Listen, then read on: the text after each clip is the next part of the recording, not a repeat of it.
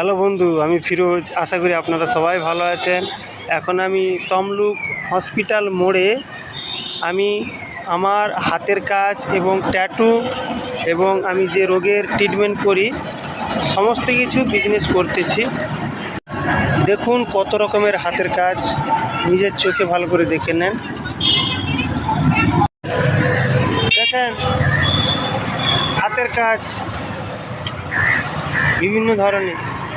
আর এই দেখেন বাতের তেল, কোমরের যন্ত্রণা বাতের তেল, এই কবিরাজ চাউলেতে নাম লেখা, এই হাতের কাজ। আর ওদিকে ট্যাটু ট্যাটু মেশিন দেখেছেন, কয়েল মেশিন, ট্যাটু তৈরি করা হয়।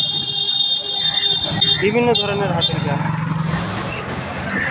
এই দেখুন, এটা হচ্ছে তমলুক হসপিটাল মোড়, একদম ধুম 3-র মতো বই।